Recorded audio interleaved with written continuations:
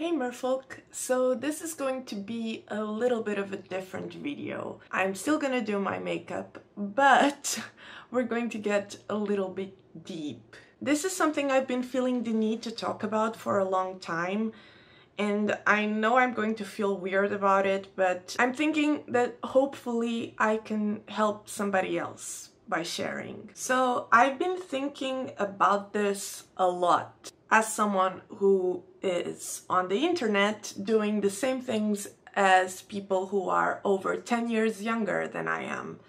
If you don't know, I'm actually 33. I am going to be 34 in September, actually, so next month.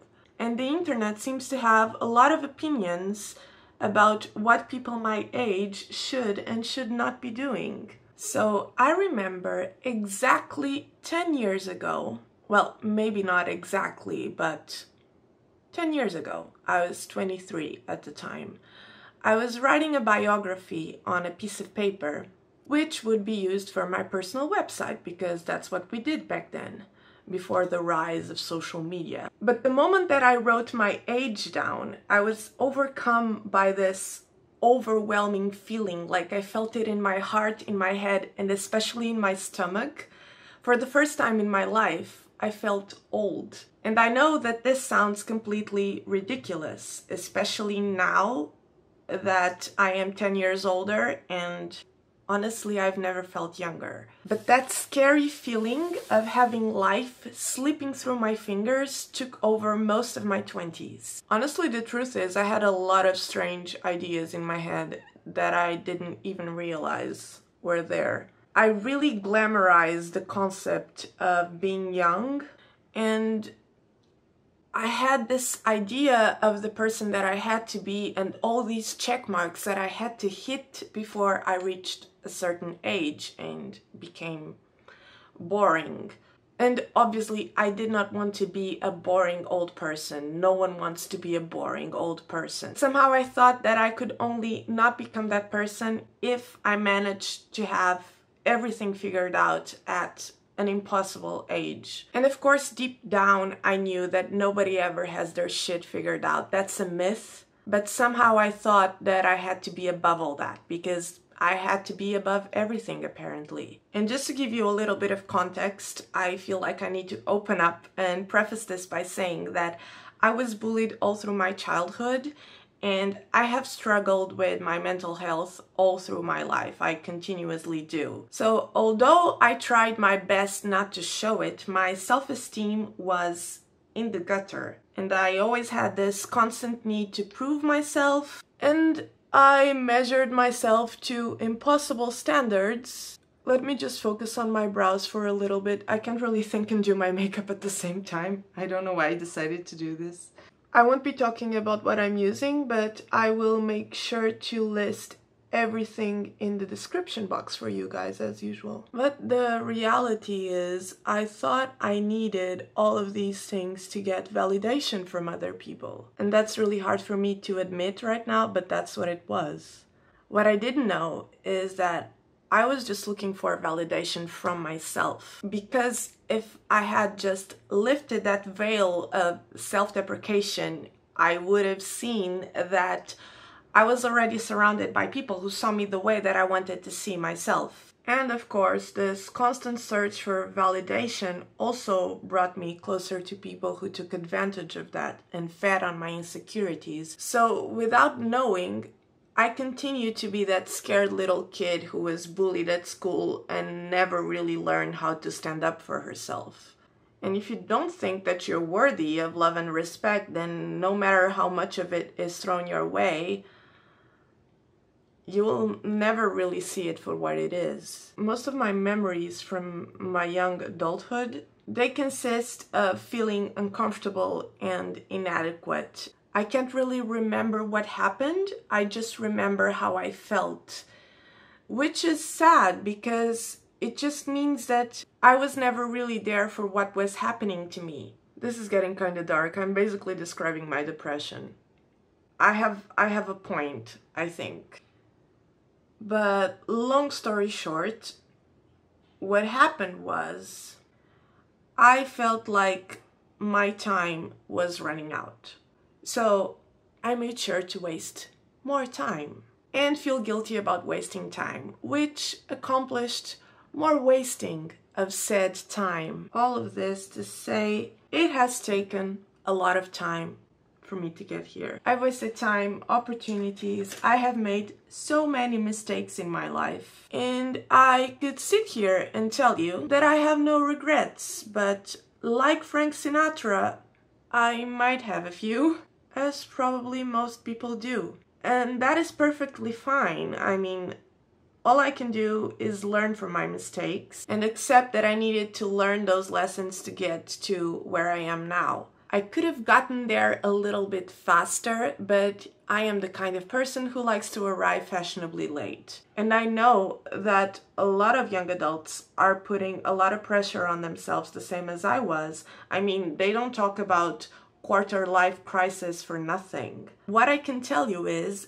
that I am going to be 34, and for the first time in my life, I'm not so scared anymore. Finally, I'm confident in myself, I'm confident in my abilities, and I know that I still can improve. I don't have to rush, I don't have to be perfect now or yesterday, and hopefully I still have a lot of years ahead of me to learn even more.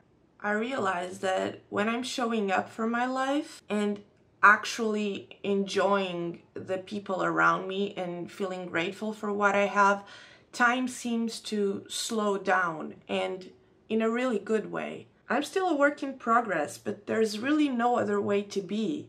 And I always have, and I will continue to express myself however I want.